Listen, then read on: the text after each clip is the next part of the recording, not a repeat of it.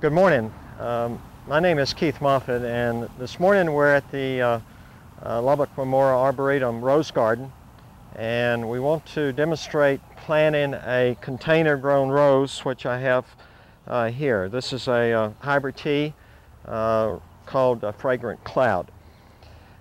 Before we demonstrate planting this container-grown rose, though, let me just speak to a couple of things in very general terms.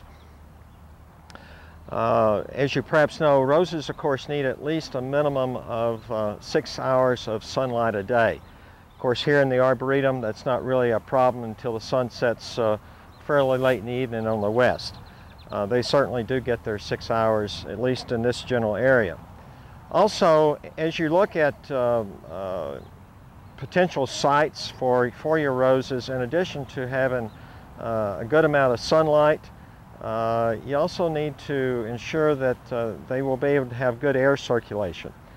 And if you're planting a number of roses, you need to think about planting those roses about 3 feet apart, particularly if it's a hybrid tea or a standard upright bush.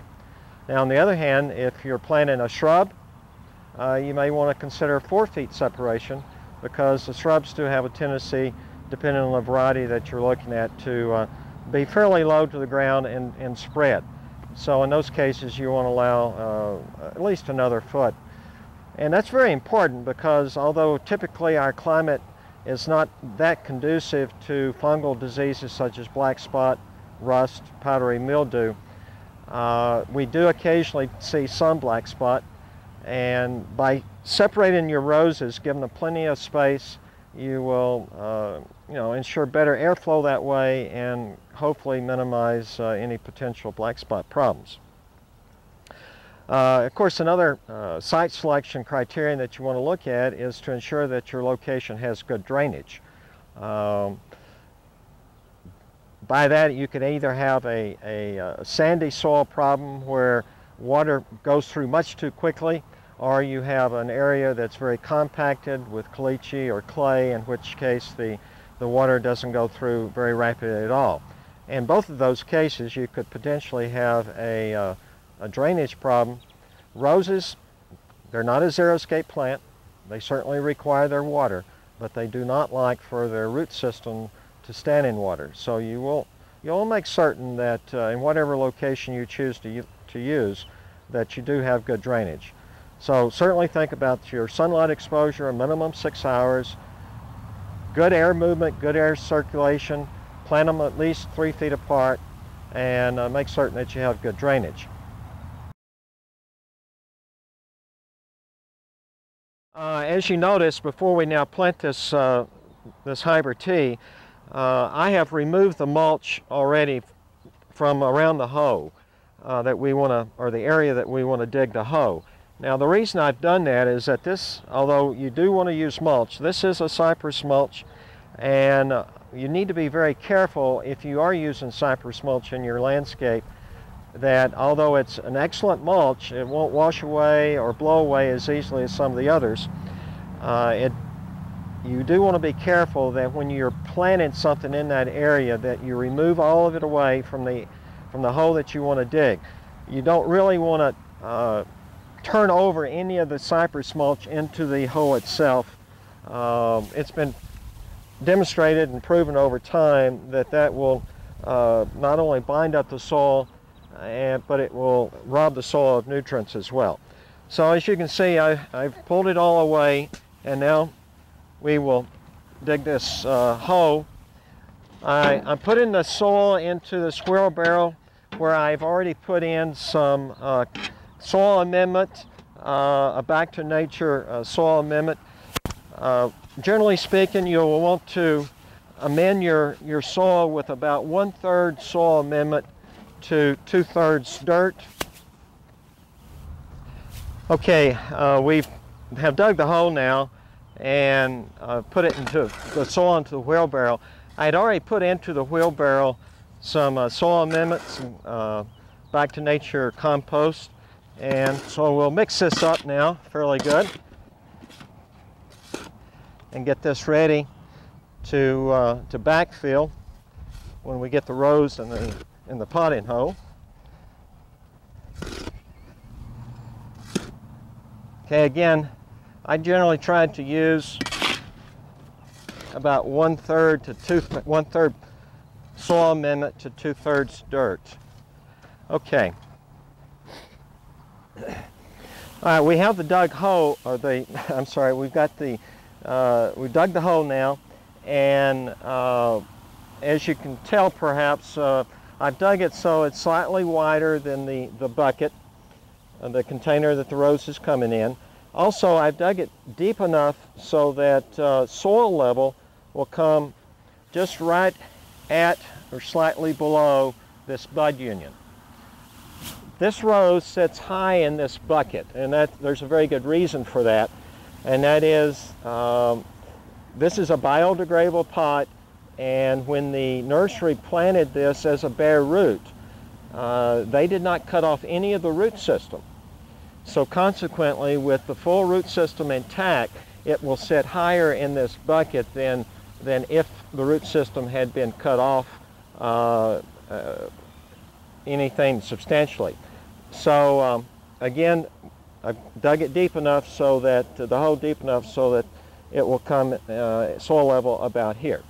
Now, as I said, this is a biodegradable pot. The nursery purposely planted this rose in this type of a pot because there is some concern that when you use a plastic container or a bucket, people have a tendency to try to pull the rose out. And in doing so, we sometimes will lose the root ball, and of course if that happens, then chances are you may eventually lose the rose. It'll die on you.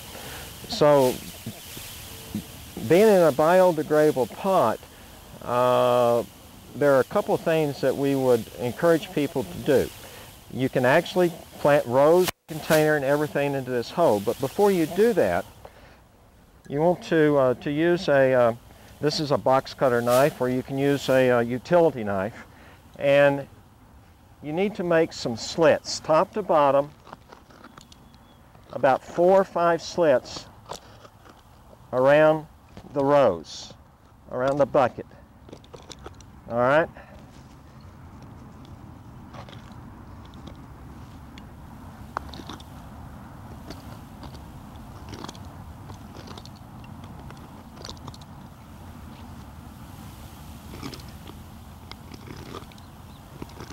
Now the idea here is I'm going to give you 2 options. Again, as a biodegradable pot, there's no problem in after you've made these slits, and you'll see that I'll break off the top. After you've done those 2 things, then you can plant everything in the hole that you prepared.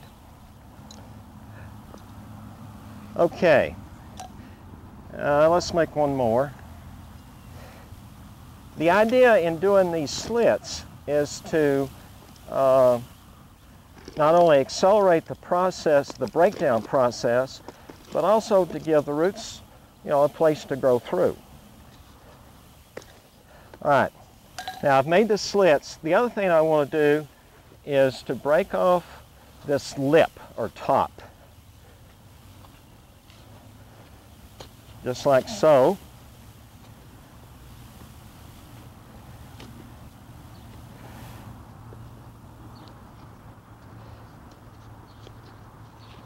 Now, having done this, you can go ahead and tear this off a little bit if you like.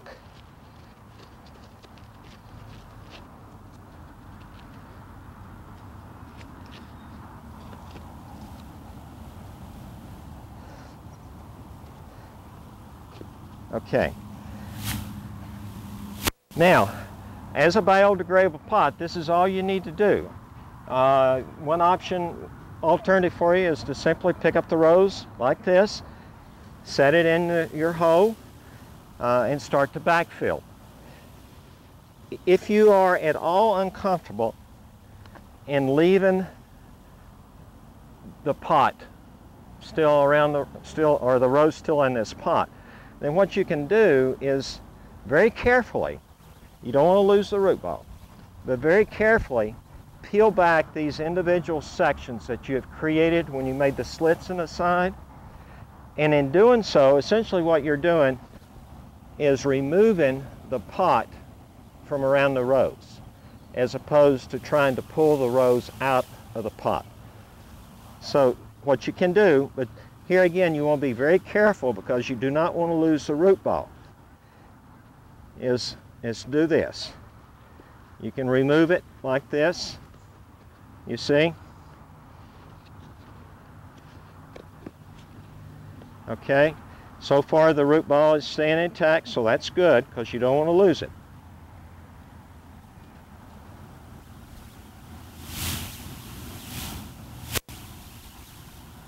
All right.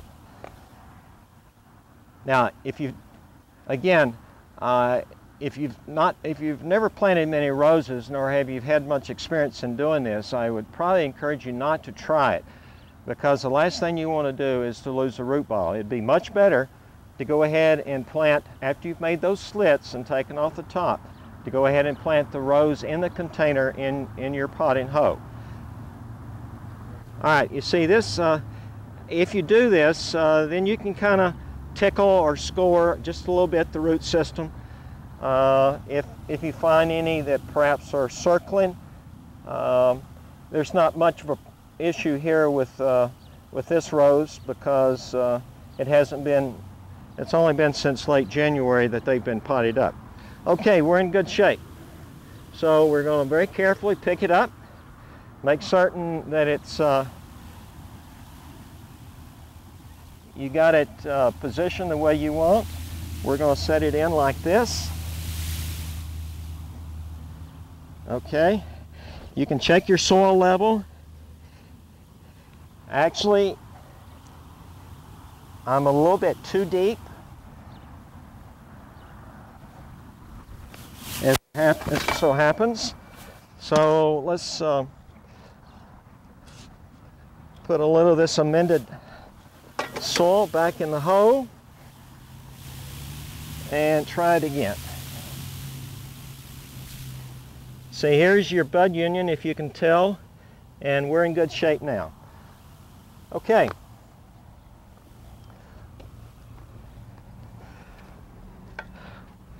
We'll backfill this a little bit.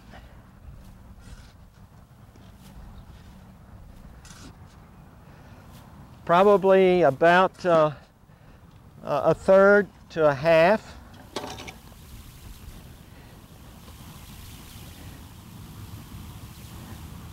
Now, some people enjoy using it and found it to be very helpful to use root stimulator in not only planting the rose, but for any bedding plant.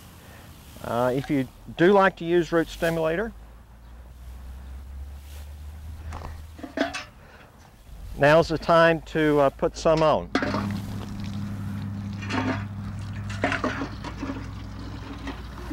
I've already put root stimulator into the watering can.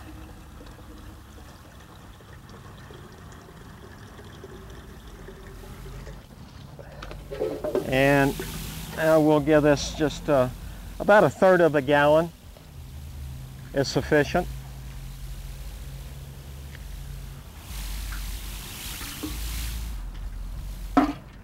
We'll let that soak in for a little bit, and then we'll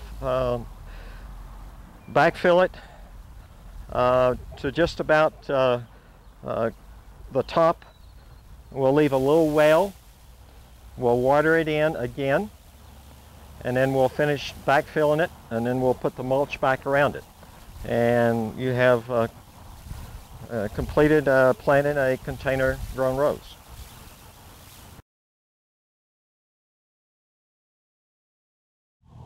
As you notice, I did use some root stimulator, and you certainly can do that as you plant the rose.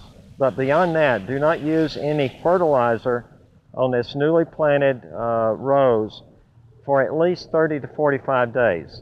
You need to allow the root system to become established, and also perhaps the first series of blooms. Then, the first time you do fertilize this rose, however, please use only half strength of whatever fertilizer that you may choose to use.